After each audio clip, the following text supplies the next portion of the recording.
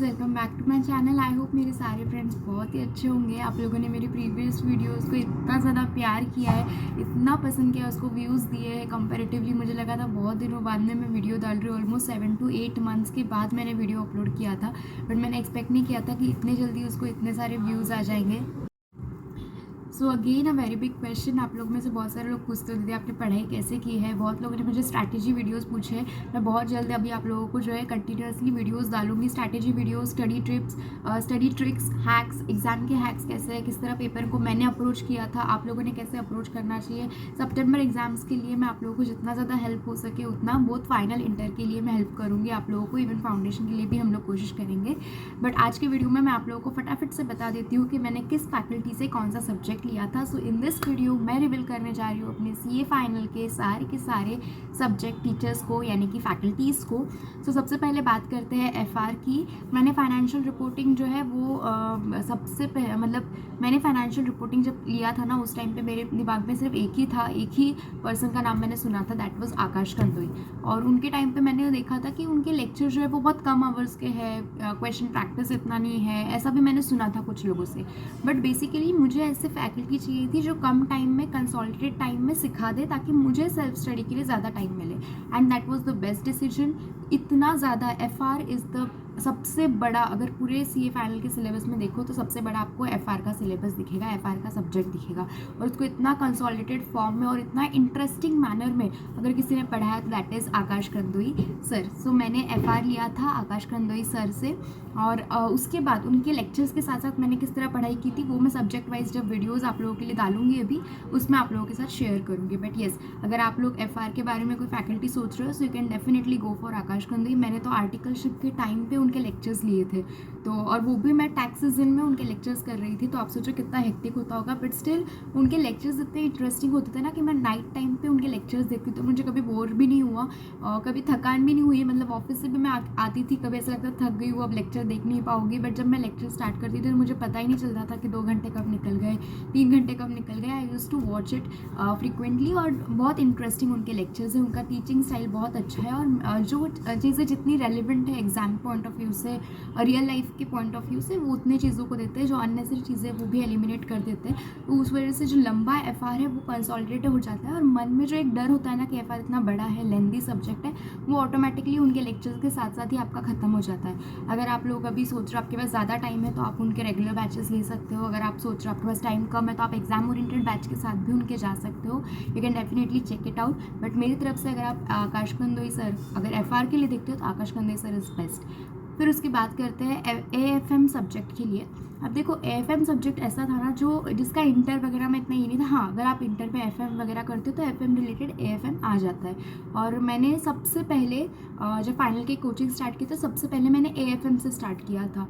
और उस टाइम पे एएफएम था, एसएफएम बाद में। फिर जब सीए के जो सब्जेक्ट्स जो थे, सिलेबस चेंज होने वाला था, 8 सब्जेक्ट्स थे पहले जो 6 पे कंसोलिडेट हो गए थे, तो वो ट्रांजिशन फेज में मैंने एएफएम स्टार्ट किया था। तो मैंने जब लेक्चर्स लिए थे तो इट वाज एसएफएम वाले लेक्चर्स। फिर बाद में उनका जब सेकंड स्लॉट उन्होंने सेकंड बुक निकाली तो वो एसएफएम टू एएफएम अमेंडमेंट्स के साथ अलग से उन्होंने उसको कवर किया। सो मैंने एएफएम लिया था प्रवीण काथोड़ सर से। बट एक्चुअली ऐसा हो गया था ना कि उस वक्त मैंने ऑलमोस्ट 2-2.5 साल पहले, जब मेरा अटेम्प्ट था उसके 2-2.5 साल पहले मैंने एएफएम ले लिया था। तो मुझे खुद को ऐसा था कि यार 2 साल का टाइम है, आराम से करूँगी। तो मैंने उनके ऑलमोस्ट 50 to 60% सिलेबस मैंने देखा। बट उस टाइम पे ये था कि मैं फर्स्ट ईयर आर्टिकल थी, तो ऑफिस में जब रिटन सीजन चालू हुआ, आईटीआर का सीज़न, ऑडिट का सीज़न, तो मुझे ऐसा था कि मुझे ये चीज़ों से सीखना है। मतलब सेकेंड ईयर थर्ड ईयर में तो ऐसा होता है ना कि आपको पता होता है, बहुत बार तो आपको कंपनी में क्या डेटा है वो भी पता चल जाता है उस टाइम पे। बट फर्स्ट ईयर में आपको ऑडिट ही करना इतने अच्छे से नहीं आता है। तो उस टाइम मैंने क्या किया था, लेक्चर्स को थोड़ा कम टाइम दिया था, ऑफिस को ज़्यादा प्रायोरिटी दी थी। That was necessary at that time. मतलब उस वक्त अगर मैं ऑफिस को प्रायोरिटी नहीं देती, वो कामों को प्रायोरिटी नहीं देती, तो फिर मैं सीख ही नहीं पाती थी। तो उस वजह से मैंने थोड़ा सा स्टडी को जो है ये किया कि हाँ अभी मेरे पास 2 साल का टाइम है, बाद में पढ़ूंगी करके। तो मेरे जो है वो लेक्चर्स टाइम पे कंप्लीट नहीं हुए थे, फिर मैंने एक्सटेंशन वगैरह लिया था।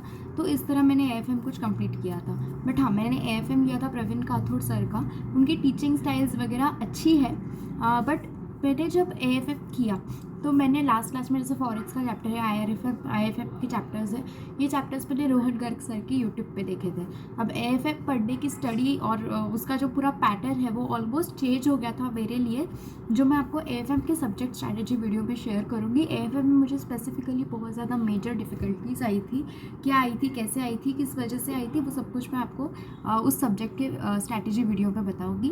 बट हाँ, मैंने AFM लिया था प्रवीण काथोड़ सर का, उनकी टीचिंग स्टाइल बहुत अच्छी है। मतलब जब जो टॉपिक्स, जो कॉन्सेप्ट्स उन्होंने सिखाए हैं, अगर आपने उसके मतलब मैंने जब लिया था तब तो हम लोग नोटबुक में लिखते थे, कॉन्सेप्ट बुक हम लोगों ने अलग से बनाई थी।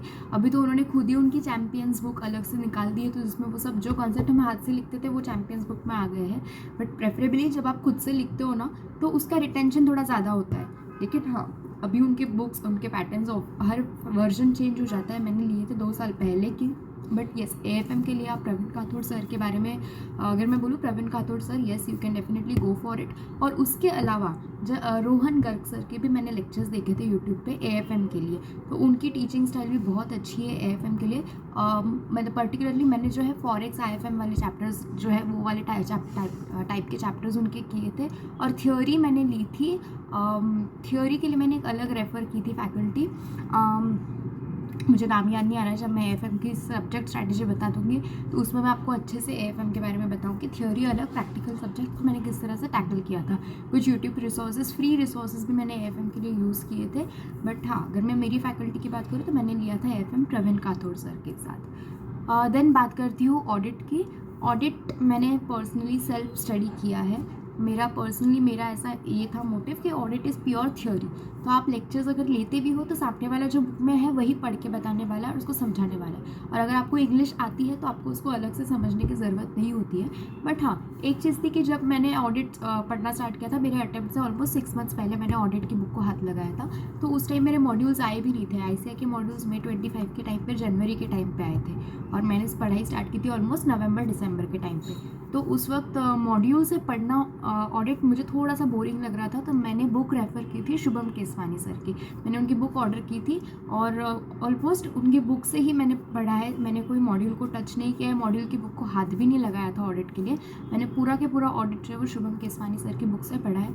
बट जो लेक्चर्स वगैरह कुछ भी मैंने लिया नहीं है, मैंने पूरा जो है सेल्फ स्टडी करके ही ऑडिट के एग्ज़ाम दिए है। So for audit there is no such subject. But हाँ, अगर आप रेफरेंस बुक वगैरह की बात करो तो मैंने शुभम केसवानी सर की बुक ऑर्डर की थी। उनका क्वेश्चन बैंक भी मैंने ऑर्डर किया था, but question bank as such audit की अगर आप कंसेप्ट बुक ही अच्छे से पढ़ते हो तो आपको क्वेश्चन बैंक अलग से एक बार गो थ्रू कर लिया और बार बार करने की आपको ज़रूरत भी नहीं होती है। उसके बाद मैंने DT के लिए ऑब्वियसली देयर इज़ नो, मुझे ये चीज़ तो मेरे फर्स्ट इससे दिमाग में था कि अगर मुझे DT लेना है तो मुझे BB सर का DT लेना है, भंवर पुराना सर का DT लेना है। तो उनका DT मैंने एग्ज़ाम ओरिएंटेड बैच लिया था अगेन, क्योंकि मैंने 6 मंथ्स पहले एग्ज़ाम के DT स्टार्ट किया था पढ़ना। ऑलमोस्ट अक्टूबर एंड में मैंने DT पढ़ना स्टार्ट किया था, जब मेरे एग्ज़ाम लीव्स भी लगने वाले थे और दिवाली का टाइम था। उस टाइम पे मैंने उनका एग्ज़ाम ओरिएंटेड बैच लिया था। But it is so superb, इतना अच्छा है, उन्होंने इतने अच्छे से DT का कवरेज किया एग्ज़ाम ओरिएंटेड बैच में भी, क्वेश्चन पॉइंट ऑफ व्यू से भी, चीज़ों को समझने के लिए भी, क्या चीज़ें इंपॉर्टेंट है, क्या रेलिवेंट है। ये बुक, मतलब DT की बुक अगर आप देख रहे हो तो compact is God for it, go for it. Compact is really a Bible and he is God for DT। तो बहुत अच्छे से उन्होंने जो है DT पूरा टैक्सेशन सिस्टम किस तरह का है, आपके NRI के टैक्सेशन रूल्स, असेसमेंट्स, ऑडिट्स जो है, अपील्स है, सब चीज़ें उन्होंने बहुत अच्छे से सिखाए हुए हैं। और DT के लिए definitely he is one of the best faculty, तो you can definitely go for it. मैंने उनका एग्ज़ाम ओरिएंटेड बैच लिया था, तो उससे मैंने DT कवर किया है। उसके बाद IDT, जब मैंने IDT के बारे में सोचा था ना, तो मेरे दिमाग में कोई और फैकल्टी का नाम था जो बहुत फेमस रिनाउंड है। और फिर बट मैंने उनके लेक्चर्स वगैरह ऐसा कुछ देखा नहीं था, सिर्फ एक नाम सुना था, तो मैंने डिसाइड किया था कि हाँ, IDT मैं इनसे ही लूँगी, क्योंकि ये DT IDT का जो डिसीजन था मुझे लास्ट के 6 मंथ्स में लेना था। तो उस टाइम पे ऐसा था कि 6 मंथ्स की स्टडी लीव है, उसमें मुझे लेक्चर्स भी कंप्लीट करना है, रिविजन भी करना है, पेपर्स भी सॉल्व करना है, everything I have to do with that 6 months. तो उस वक्त इतना टाइम नहीं था कि मैं हर इसका फैकल्टी का लेक्चर देखूँ, रिविजन लेक्चर देखूँ यूट्यूब पे, फिर डिसाइड करूँ। तो मैंने कोई और फैकल्टी डिसाइड की थी and suddenly I got the name of Riddhi Pagmar ma'am. Ma'am. So see Riddhi Waghmar ma'am is the best, she is the GST queen.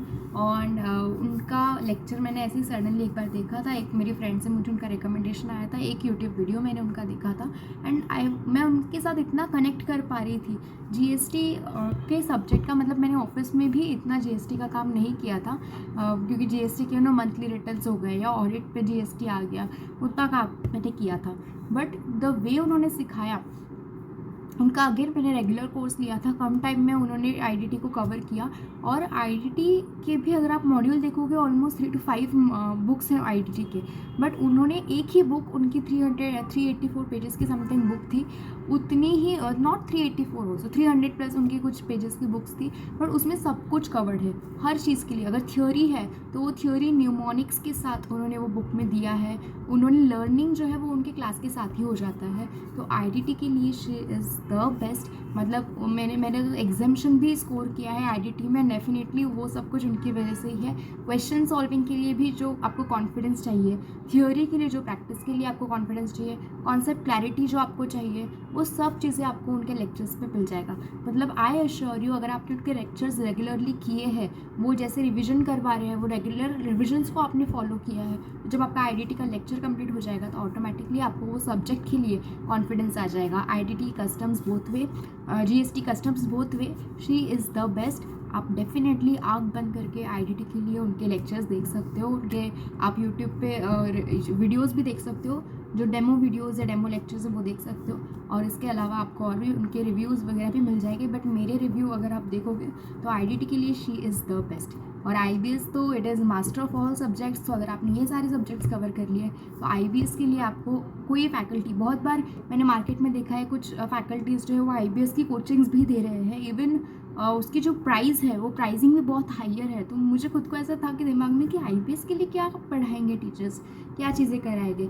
But IBS एक ऐसा सब्जेक्ट है जो आपको स्ट्रैटेजिकली थिंकिंग करके स्ट्रैटेजिकली सॉल्व करना है। कैसे करना है वो मैं आपको उसका एक स्पेशल वीडियो लाऊंगी। मैंने किस तरह IBS को टैकल किया है वो भी चीज़ मैं आपको उसमें बताऊंगी। I have even scored an examination in IBS, तो किस तरह से उसको पढ़ना है वो मैं आपको आने वाली वीडियो में शेयर करूंगी।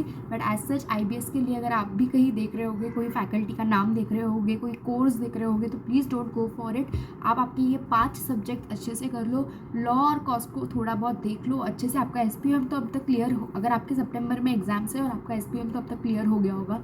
अगर आपके जनवरी में या मई में एग्ज़ाम्स है, आपका SPM बाकी है, तो लॉ और कॉस्ट को इस तरह पढ़ना कि वापस आपको बस गो थ्रू करना पड़ेगा IBS के लिए अगेन, बस उसके लिए और कोई भी फैकल्टी की ज़रूरत नहीं है। तो this was all about my faculties. इसके अलावा इंडिविजुअली हर सब्जेक्ट के लिए मैंने कैसे पढ़ा है, यूट्यूब की कैसे हेल्प ली है, फैकल्टी की बाद में मैंने कैसे हेल्प ली है, जब मैं मेरी सेल्फ स्टडी मोड पे गई थी तब मैंने कैसे पढ़ा है, कौन से बुक्स रेफ़र किए हैं, ये सब कुछ मैं सब्जेक्ट ओरिएंटेड वीडियोज़ लेके आने वाली हूँ, फाउंडेशन के लिए भी, इंटर के लिए भी। मुझे ऑडिट के लिए भी एक कमेंट आया था कि ऑडिट स्ट्रैटेजी बता दो, क्योंकि ऑडिट सब्जेक्ट ऑब्वियसली हमारे टाइम पे भी ऑडिट बहुत डिफ़िकल्ट पेपर था, सबसे डिफ़िकल्ट पेपर ऑडिट का आया था। तो हर बार ऑडिट के पेपर ऑलमोस्ट डिफ़िकल्ट आते हैं। तो ऑडिट के लिए किस तरह से मैंने पढ़ाई की थी, मैंने तो सेल्फ स्टडी के साथ किया था। तो ऑडिट के लिए फॉर बोथ फाइनल इंटर के लिए मैं वीडियो लेके आने वाली हूँ। मे बी नेक्स्ट वीडियो में ऑडिट की स्ट्रैटेजी पहले लेके आऊँगी, ताकि जिनका सितंबर में एग्ज़ाम है उनको थोड़ा सा हेल्प हो जाए।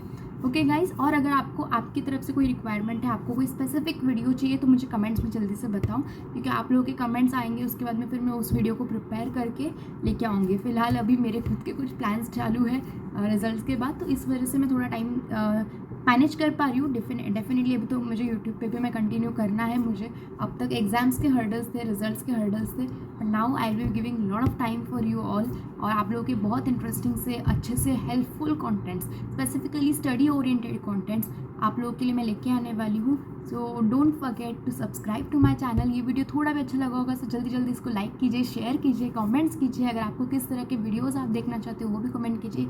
ये वीडियो आपको कैसा लगा है वो भी आप कमेंट में मुझे बताइएगा, मुझे बहुत अच्छा लगेगा। और नए फ्रेंड्स से जल्दी जल्दी चैनल को सब्सक्राइब कर लीजिए। हम लोग को बहुत जल्दी 1000 की फैमिली कंप्लीट करनी है, तो अब आपके ऊपर है। मैं आप लोगों के लिए कंटेंट ला रही हूँ और आपका काम है हमारी इस फैमिली को 1000 तक लेके जाने का। ओके गाइज, मिलती हूँ आप लोगों से नए वीडियो में, तब तक के लिए बाय बाय।